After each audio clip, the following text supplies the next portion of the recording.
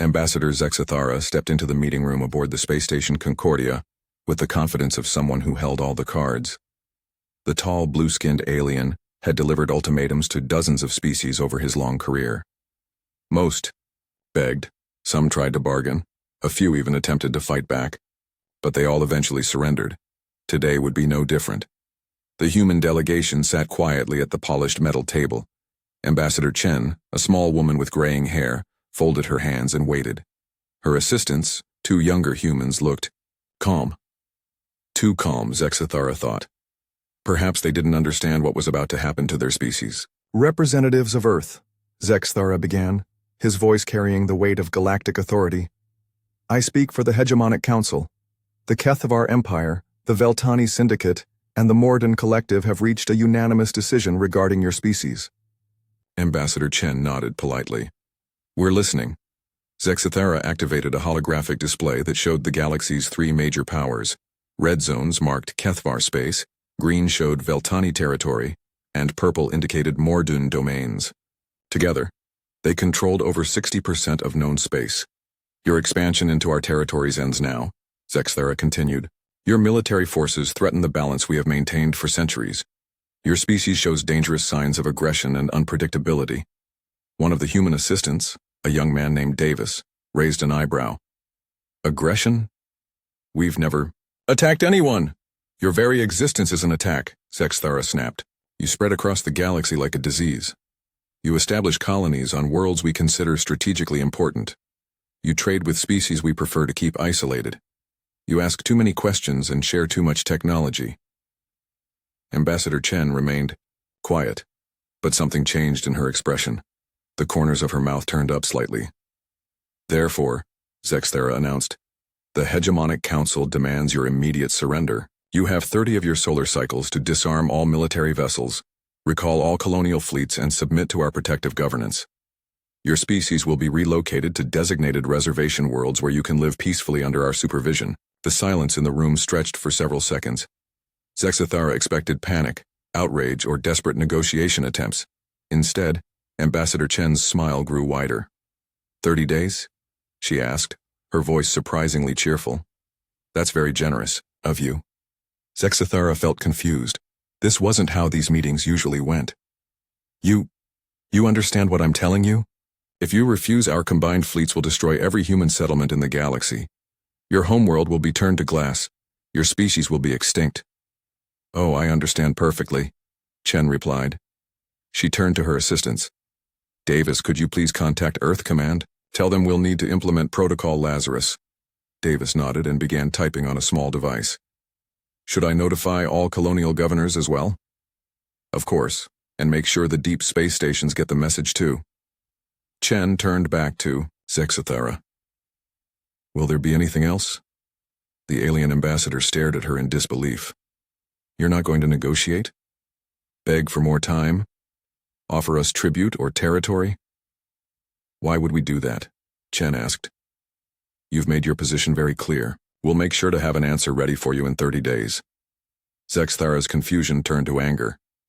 You don't seem to grasp the situation. 3 of the most powerful civilizations in the galaxy have united against you. We command millions of warships, billions of soldiers, technologies your primitive species can barely imagine. That does sound impressive, Chen agreed. We'll make sure to take that into consideration. The alien's blue skin darkened with frustration. Your arrogance will be the death of your entire species. Perhaps, Chen said calmly. But that remains to be seen, doesn't it? Zexathara gathered his materials and stood up abruptly. 30 days, human. Use them wisely. They will be your last. As the alien delegation left the room, Davis looked up from his device. Message sent, Ambassador. All human worlds and installations have been notified. Good, Chen said, her smile never wavering. I wonder if they have any idea what they just did. Started a war, suggested the other assistant, a woman named Torres. No, Chen replied. They just gave us permission to stop pretending. Across the galaxy, the message spread through humanity's quantum communication network faster than light itself. On Mars, where massive terraforming operations had turned the red planet into a garden world, engineers paused their work to read the coded transmission. On the asteroid mining stations scattered throughout the belt, Workers looked up from their excavations with expressions of grim satisfaction. In the outer colonies, where humans had spent decades establishing settlements on supposedly worthless worlds, planetary governors called emergency meetings. The words Protocol Lazarus carried a weight that few outside Earth's military command fully understood, but everyone knew what it meant. The waiting was over. Admiral Sarah Okafor sat in her office deep beneath the Colorado mountains, reading the same message that had reached every corner of human space. Around her, the Earth Defense Command's war room buzzed with quiet activity as staff officers began implementing plans that had been decades in the making. 30 days, she murmured to herself. They really have no idea what's coming. Her aide, Colonel Martinez, approached with a tablet full of status reports. All colonial fleets report ready for activation. Deep space reconnaissance confirms the hegemonic forces are already moving. Their fleets should reach Sol system in approximately 28 days. Perfect timing, Okafor said. Make sure our people know to maintain normal routines. We don't want to alarm anyone. What about the media? They'll want to know about the ultimatum. Okafor smiled the same smile that Ambassador Chen had worn. Tell them the truth. We've been given 30 days to consider our response to a diplomatic proposal. Nothing more. As night fell on Earth, families went about their evening routines with unusual cheerfulness. Children did their homework while their parents watched the news reports about the diplomatic discussions with alien powers. Nobody seemed particularly worried about the future. In coffee shops and restaurants, on street corners and in office buildings, humans shared a secret that no alien intelligence network could penetrate. They had been waiting for this day for over 200 years. Every colony ship that had carried settlers to distant worlds had also carried something else.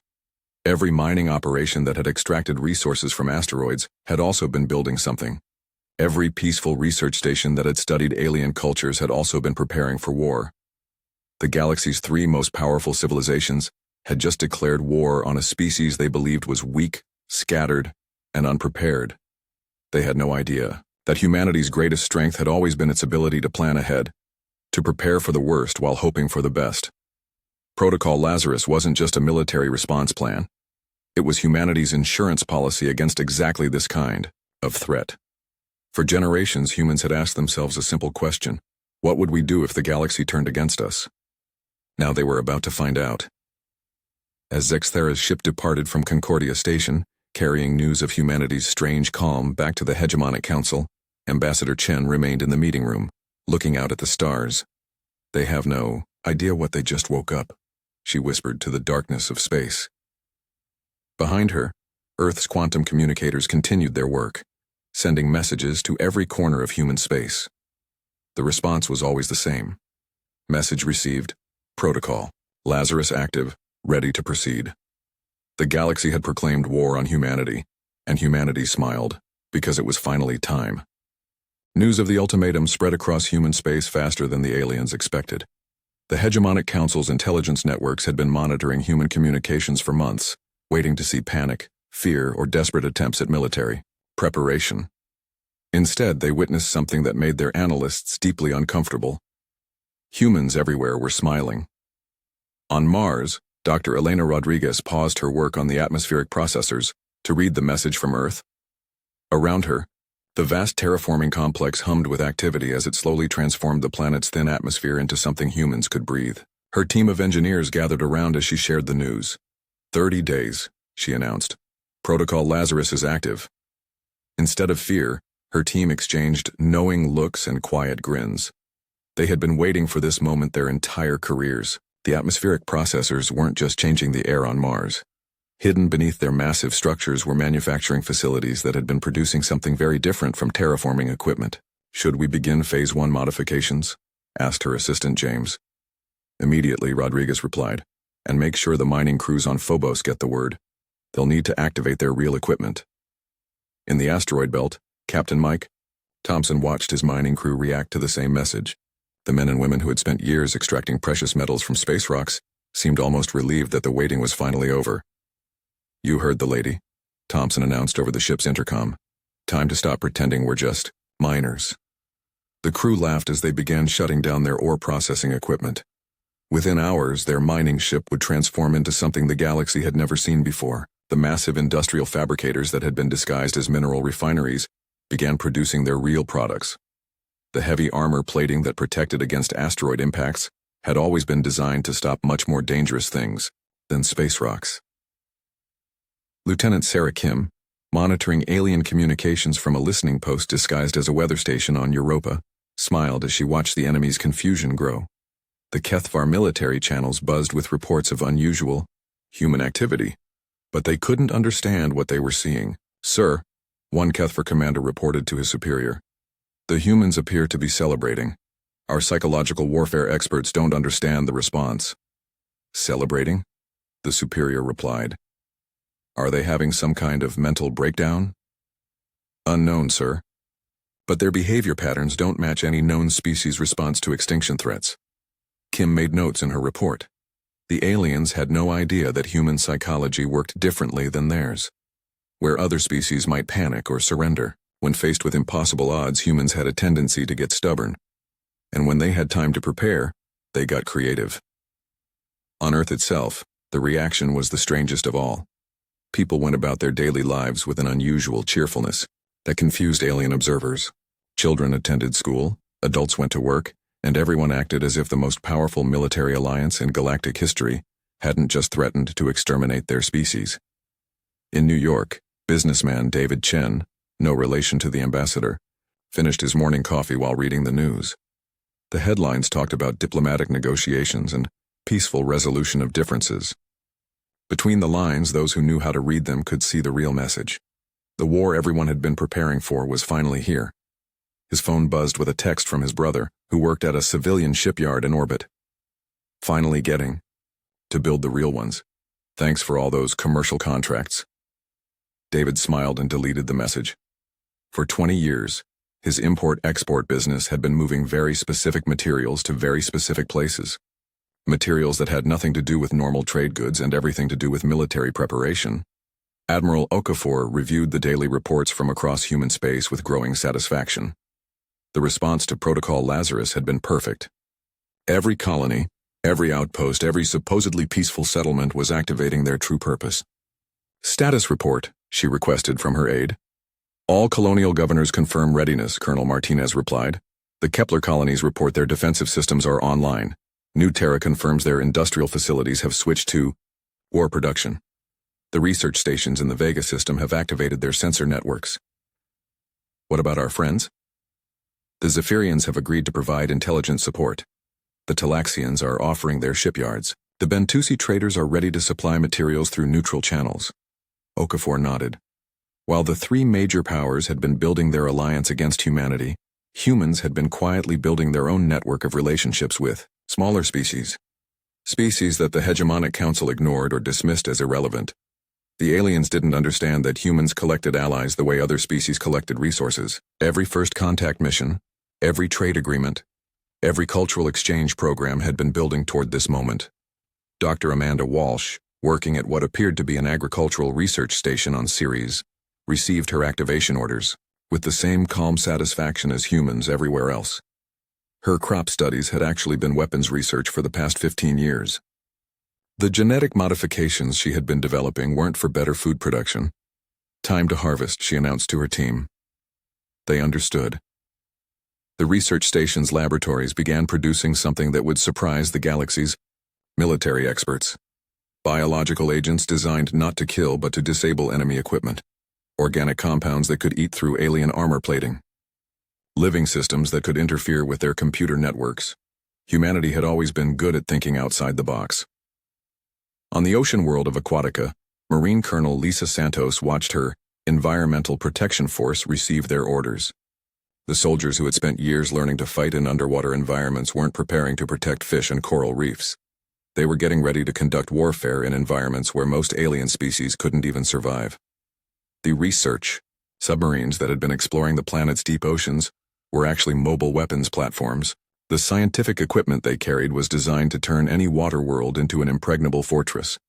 As the first week after the ultimatum passed, the hegemonic council's confusion grew into concern. Their spy networks reported that human military forces showed no signs of mobilization. Their colonies weren't being evacuated. Their industrial production hadn't shifted to emergency war footing.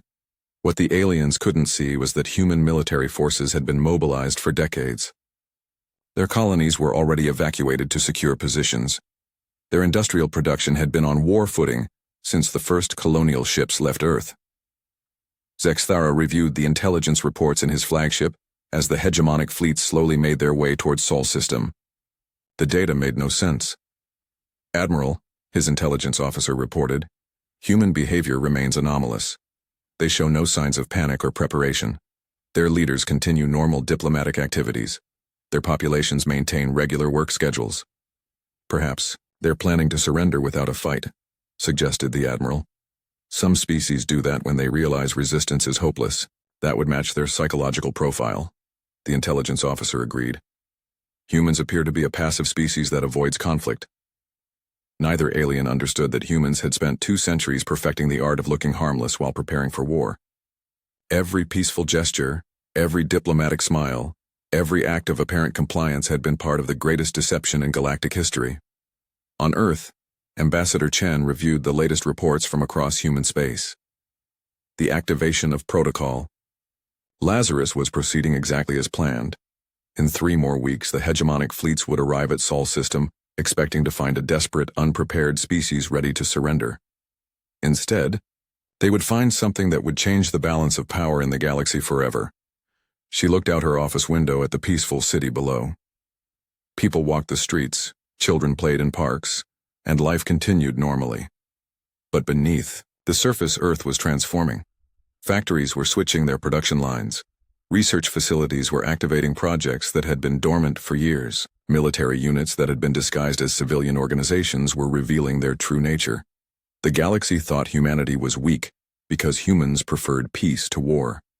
They were about to learn that preferring peace didn't mean being unprepared for war. Chen's smile never wavered. 23 days to go. The second week after the ultimatum began with what the aliens would later call the Dance of Shadows. Across the galaxy, in systems controlled by the Hegemonic Council, strange things started happening to their military supply lines. Captain Vexte of the Kethvar Empire stared at his tactical display in disbelief. His supply convoy had been carrying weapons and ammunition to the staging areas for the assault on human space. Now, 3 of his cargo ships were drifting dead in space. Their engines mysteriously failed. "What's the status report?" he demanded, from his chief engineer. "Sir, the power cores in all 3 ships have been drained completely. Our technical teams can't find any evidence of external attack or sabotage. The systems just, stopped working." "That's impossible. Those power cores are military grade. They don't just stop working." What Captain Vexte didn't know was that technical specialist Maria Santos, working under the cover of a mining operation in a nearby asteroid field, had used a device that looked like a standard mineral scanner. The device did scan for minerals, but it also did something else. It could drain power from ships at a distance, leaving no trace of how it had happened. Maria and her team watched the disabled convoy from their mining ship with quiet satisfaction. Their vessel looked like a typical industrial platform, complete with ore processors and cargo holds. The aliens scanning it would see exactly what they expected to see: humans doing the boring work of extracting resources from rocks. They couldn't see the military-grade sensors hidden inside the mining equipment, or the weapon systems disguised as ore crushers, or the fact that Maria's crew were all former Special Forces operators who had spent years training for exactly this kind of mission. "Target neutralized," Maria reported through an encrypted channel. "Convoy delayed for at least 48 hours. Similar scenes played out across hegemonic space. Veltani trade ships carrying military supplies found their navigation systems malfunctioning in ways that led them far off course. Morden military transports experienced communication failures that left them isolated and vulnerable to pirate attacks.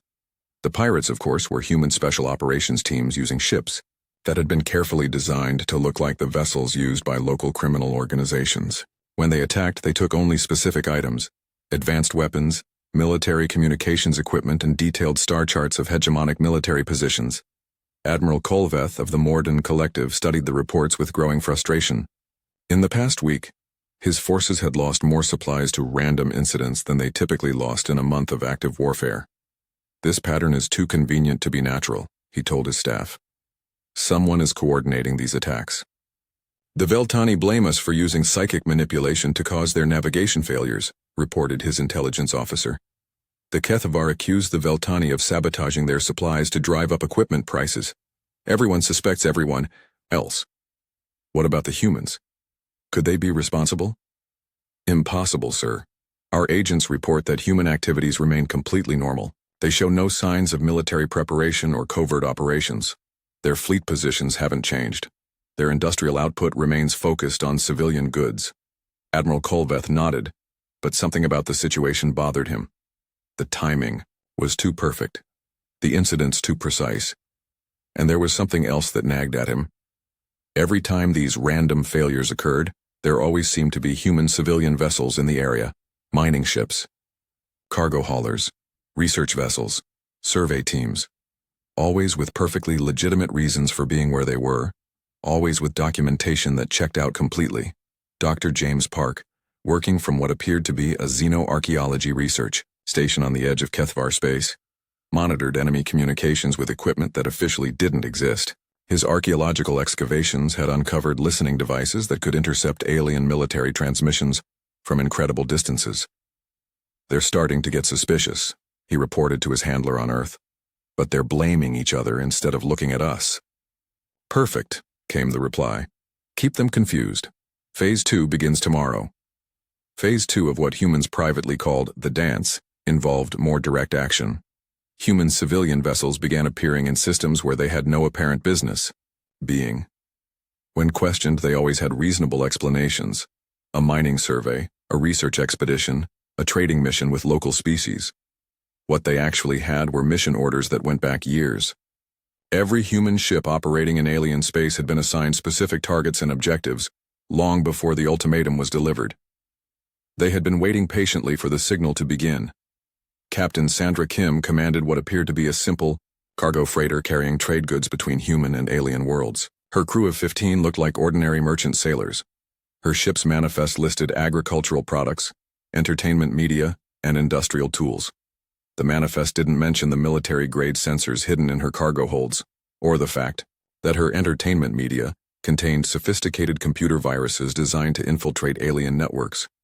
It certainly didn't mention that her crew included 3 former intelligence officers and a demolitions expert. "We have visual confirmation of the Kethvar listening post," Kim announced to her crew as their ship approached what appeared to be an empty system. "Beginning our mining survey." To any observer, Kim's ship began conducting a routine mineral scan of the system's asteroid belt. Their sensors probed each rock carefully, recording composition and mining potential. It looked completely innocent. What the sensors actually found was the location of a hidden Kethvar intelligence facility built inside one of the larger asteroids. The facility had been monitoring human communications for months, trying to understand humanity's military capabilities. "Survey complete," Kim announced, beginning mining operations. Her ship's mining equipment activated with a low hum. Industrial-grade cutting lasers began carving into the asteroid's surface, exactly as they were designed to do. The fact that these particular cutting operations would accidentally breach the listening post's main power conduits was purely coincidental. 20 minutes later, the Kethvar facility went dark. The explosion looked exactly like the kind of industrial accident that happened when mining operations hit unstable mineral deposits. "Terrible accident," Kim reported to the local authorities when they arrived to investigate. "These asteroids are more dangerous than they appear. We'll file a full safety report." By the time the investigation was complete, Kim's ship was 3 systems away, conducting another routine mining survey near another hidden alien facility.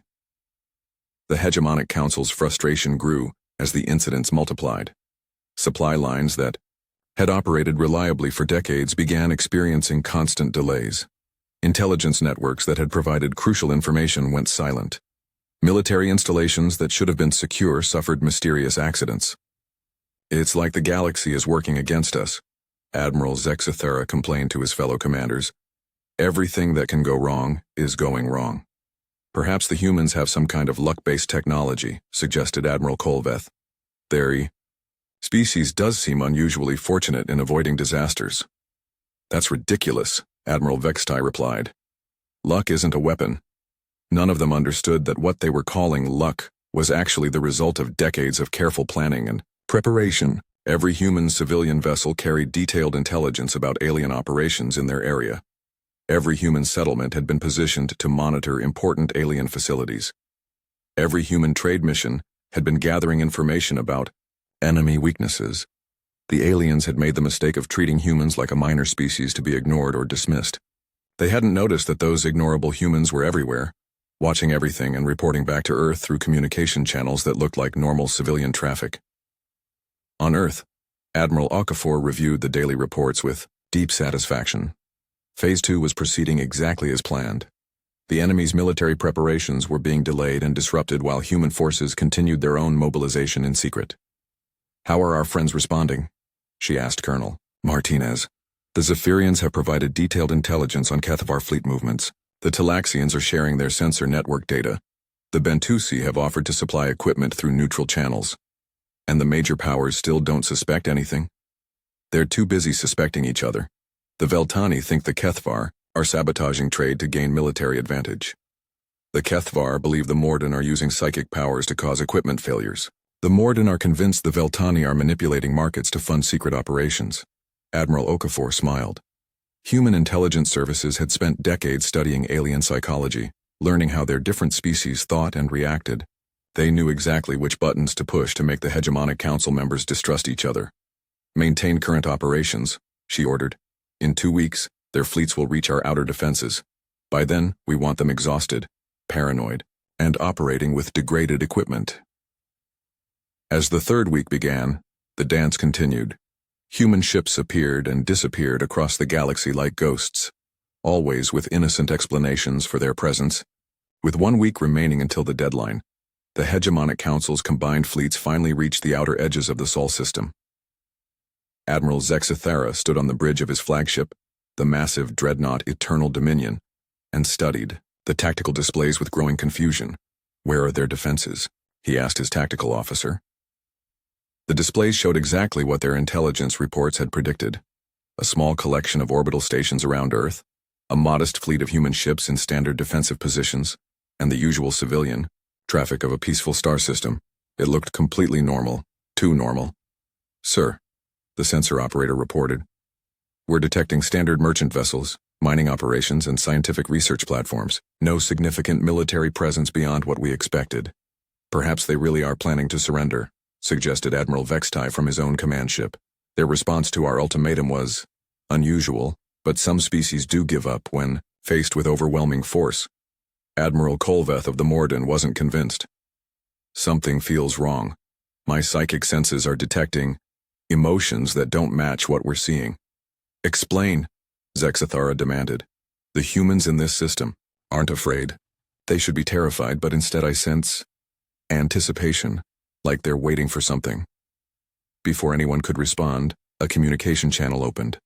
Ambassador Chen's face appeared on their screens, wearing that same unsettling smile she had displayed 3 weeks earlier. "Welcome to the Sol system," she said pleasantly. "We've been expecting you." "Your 30 days are up, human," Zexthara replied. "Have you come to surrender?" "Actually, we wanted to thank you," Chen continued, ignoring his question. "You've given us something we've wanted for a very long time." "And what is that?" "Permission to stop pretending." The tactical displays suddenly erupted with new contacts. What had appeared to be empty space began lighting up with sensor signatures as thousands of objects revealed themselves. The asteroid field surrounding the system's outer planets wasn't natural debris. It was a carefully constructed defensive network. Space stations that had been invisible moments before powered up their reactors and extended weapon arrays. Mining platforms revealed themselves to be heavily armed fortress installations. Even the seemingly harmless civilian traffic began transforming as cargo ships deployed military equipment and passenger liners unveiled hidden weapon systems. "Impossible," Zexithara whispered, as the scope of what he was seeing became clear. The Sol system wasn't just defended, it had been turned into the largest military installation in known space. "Sir," his sensor operator called out in panic. "I'm reading massive energy signatures throughout the system. Every asteroid, every space station, every piece of debris is showing weapon signatures." "How many?" Vextai demanded from his ship. "Thousands, sir, maybe tens of thousands. The entire system is armed." But that wasn't the worst news. Long-range sensors began detecting movement from beyond Sol system's borders. Ships were emerging from hiding places throughout human space. Lots of ships. Commander Sarah Martinez, monitoring the alien fleet from her position inside what appeared to be a communications satellite, smiled as she watched their reaction to the unveiling. For months, her satellite had been tracking the hegemonic fleet's approach, recording their formations and analyzing their tactical patterns. Phase 3 is go, she transmitted to Earth Command. All units, reveal yourselves. Across the Sol system, the deception that had taken decades to prepare finally came to an end. The mining operations in the asteroid belt revealed massive weapons platforms that had been disguised as ore processors. The research stations around Jupiter showed their true nature as military command centers. Even the civilian habitats on Mars began extending defensive shields and weapon arrays. On Earth itself, the surface installations that appeared to be cities and farms revealed additional hidden capabilities. The agricultural domes contained manufacturing facilities that had been producing military equipment for years. The civilian spaceports had been launching not just commercial flights, but also stealth military vessels that had been taking positions throughout the system. Admiral Okafor watched the alien fleet's confusion from her command center deep beneath Earth's surface. The massive underground facility, disguised as a geological research station, contained the most advanced military computers in human space. All defensive platforms report ready, her aide announced. Colonial fleets are moving into position. Our friends are standing by to assist. Excellent. Open a channel to the alien commanders. Chen's image appeared on screens throughout the hegemonic fleet. Behind her, the tactical displays showed the true scope of humanity's defensive preparations. The modest fleet they had expected to face had grown into an armada that outnumbered their own forces 3-1. I should explain what you're seeing, Chen said calmly. For the past 200 years, humanity has been preparing for the possibility that the galaxy might one day unite against us. Every colony ship we launched carried not just settlers, but military components. Every mining operation extracted not just resources but strategic materials.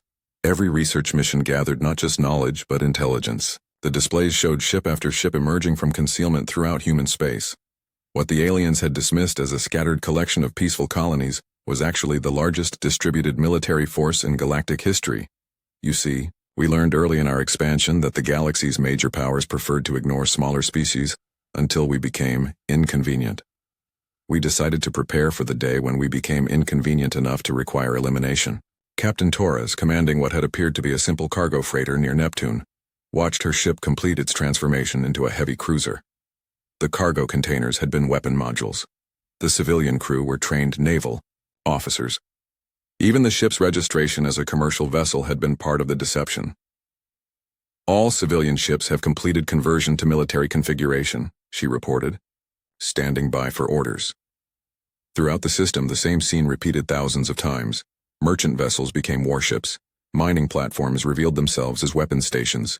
Research outposts activated military sensor networks that had been hidden for decades, but the real shock came when sensors detected movement from other systems. The colonies that the Hegemonic Council had planned to attack after conquering Earth were launching their own fleets. What should have been defenseless settlements were revealing themselves as fully militarized fortress worlds. Sir, the sensor operator on Zexathera's flagship reported with a shaking voice. Long-range scans show massive fleet movements from every human colony. They're not defenseless, they're all armed, heavily armed. The tactical computers tried to calculate the total number of human vessels now revealed throughout their space. The numbers didn't make sense. Humanity's military force was larger than the combined fleets of all three Hegemonic Council members. How? Vextai demanded over the communication channel. Our intelligence said you had only a few hundred military vessels. Your intelligence was correct, Chen replied. We did have only a few hundred military vessels. The other 50,000 ships in our fleet were classified as civilian craft. Mining ships, cargo haulers, passenger liners, research vessels. It's amazing how many weapon systems you can hide inside a civilian ship if you plan ahead. Admiral Kulveth felt the emotional state of the human defenders through his psychic abilities. There was no fear, no desperation, no uncertainty. Instead, he sensed confidence, determination, and something else that chilled him. They were eager for this fight. You've been planning this for 2 centuries, he asked. Planning and preparing, Chen confirmed. Every human child learns basic military skills in school. Every civilian ship is built with hidden military capabilities. Every colony is established with defensive considerations. Every trade agreement includes mutual defense clauses with species you've ignored or dismissed. As if summoned by her words, new sensor contacts began appearing throughout the system. Ships bearing the markings of dozens of minor species, the Zephyrians, Talaxians, Bentusi, and many others, emerged from hiding places and moved to join the human defensive formation. You see, Chen continued, while you were building an alliance of 3 species to destroy us, we were building an alliance of 40 species to defend ourselves, species that were tired of being ignored, dismissed, or threatened by your hegemonic council. The aliens stared at their tactical displays in growing horror.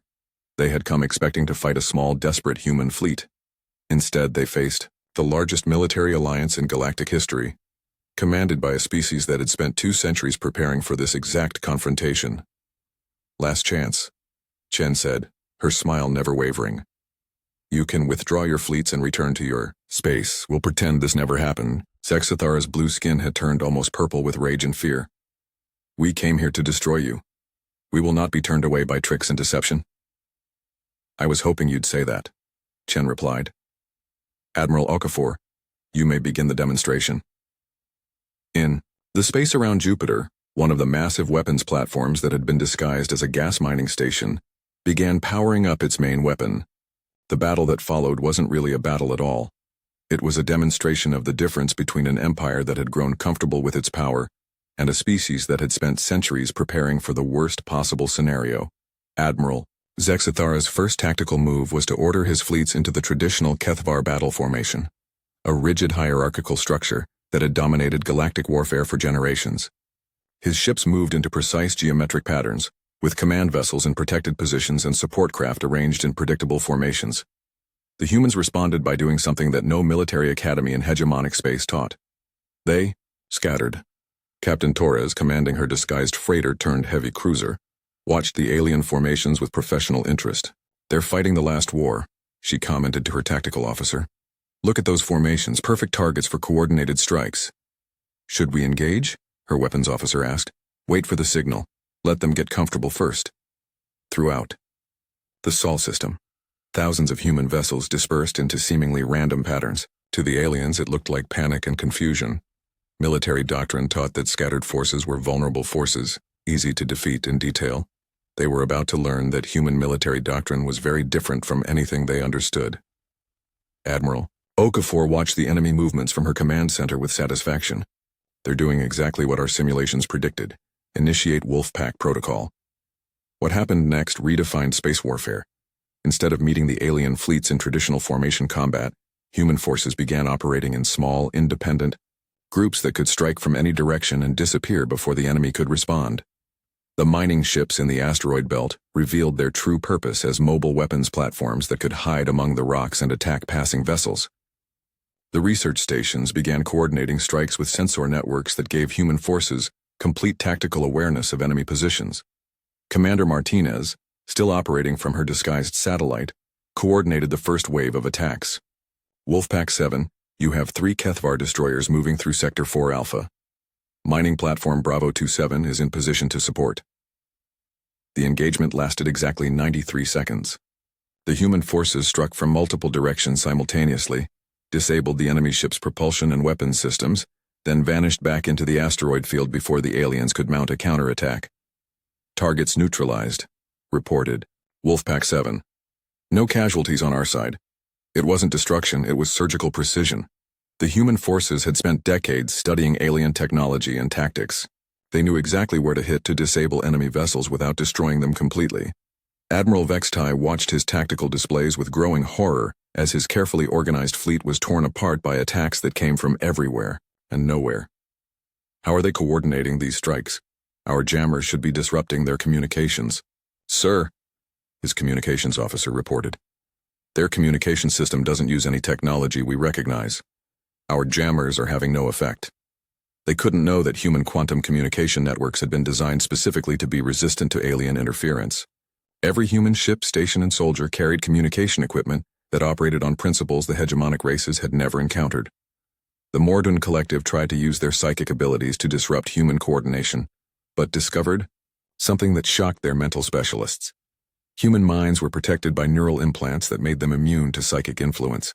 Impossible, Admiral Kolveth muttered as his psychic officers reported failure after failure. No species has ever developed technology to block our mental powers. What he didn't understand was that humans had been preparing for psychic warfare since their first encounter with the Mordun decades earlier. Every human in military service carried implants that protected their thoughts and emotions from external influence. The Veltani Syndicate tried to use their superior numbers and advanced technology to overwhelm human defenses, but found themselves facing weapons and tactics they had never seen before. Captain Santos, commanding her former mining ship, engaged a Veltani heavy cruiser with equipment that officially didn't exist. Her mining lasers cut through the enemy's armor like it was paper. Her ore processing facilities launched clouds of nanobots that disabled enemy systems from the inside. "Target disabled," she reported calmly. "Their crew is unharmed, but their ship is completely inoperable." This was the pattern throughout the engagement. Human forces didn't seek to destroy their enemies. They sought to neutralize them with minimum casualties. Every attack was precisely calculated to disable rather than kill. As the hours passed, the scope of human preparation became clear. This wasn't just a defensive network. It was a complete military system that had been integrated into every aspect of human civilization. The civilian traffic that had continued normal operations even as the battle began revealed itself as part of the defensive strategy. Supply ships that looked like commercial freighters delivered ammunition and spare parts to combat units. Medical ships disguised as passenger liners began recovering disabled alien crew members. Even more shocking was the realization that humanity's allies weren't just providing token support. The smaller species that the Hegemonic Council had ignored possessed technologies and capabilities that, when combined with human tactical genius, proved devastatingly effective. Zephyrian stealth technology let human ships appear and disappear at will. Talaxian sensor networks provided real-time intelligence on enemy movements. Bentusi manufacturing systems produced replacement equipment faster than it could be destroyed. "Sir," Zexathera's tactical officer reported, "we're receiving casualty reports from across the fleet. 60% of our vessels have been disabled. Our formation integrity has completely collapsed." "What are our losses?" the Admiral demanded. "Surprisingly light, sir. The humans seem to be deliberately avoiding lethal force. Most of our crew are being rescued by their medical ships." This was perhaps the most disturbing aspect of the entire engagement. The humans were winning decisively, while simultaneously demonstrating a level of mercy that no hegemonic species would have shown to a defeated enemy. As the battle entered its final phase, Admiral Okafor made a decision that would echo throughout galactic history. Instead of pressing their advantage and destroying the enemy fleets completely, she ordered human forces to stand down. "All units, cease offensive operations," she commanded. "Begin recovery operations for disabled enemy vessels." Ambassador Chen's face appeared on communication screens throughout the system once again. The three alien admirals, their fleets shattered and their confidence destroyed, listened to her words with the attention of beings who had just learned they knew nothing about warfare. "Admirals," she said, her voice carrying no hint of triumph or gloating, "your fleets are defeated. Your crews are safe in our medical facilities. Your ships can be repaired and returned to you." "Why?" Zexathera asked, his voice barely a whisper. "Why show mercy to enemies who came to destroy your species?" "Because this was never about conquest or revenge," Chen replied. "This was about survival and deterrence. You threatened to destroy humanity because you feared what we might become. We've just shown you what we already are." The displays around her showed the true scope of human military capability.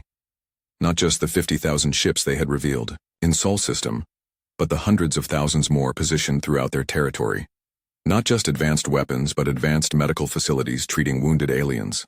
Not just military might, but the infrastructure of a civilization that had prepared for war while hoping for peace. "We could have destroyed your fleets completely," Chen continued. "We could have pursued your forces back to your home systems and conquered your worlds. But that's not who we are. We prepare for war so we can choose peace." Admiral Kulveth, his psychic senses overwhelmed by the emotional complexity of what he was witnessing, spoke for all three defeated commanders. "What do you want from us?" "Nothing you weren't already willing to give," Chen answered. "Trade, cooperation, mutual respect. The same things we've always wanted. The difference is that now you know the cost of trying to take those things away from us." In the days that followed, as alien crews were returned to their repaired ships and the hegemonic fleets began their journey home, word spread throughout the galaxy of what had happened in the Sol System. The three most powerful military forces in known space had united to destroy a species they considered weak and scattered. They had discovered instead that they faced the most prepared, most capable, and most merciful military force in galactic history. A force that could have conquered them all, but chose instead to teach them the difference between strength and cruelty. The Terran Accord that emerged from these events wasn't an empire built on conquest. It was a defensive alliance that welcomed any species willing to respect the rights of others. The smaller races that had been ignored or threatened by the major powers found protection under human leadership. For the first time in galactic history, military might was being used not to expand territory or dominate trade routes,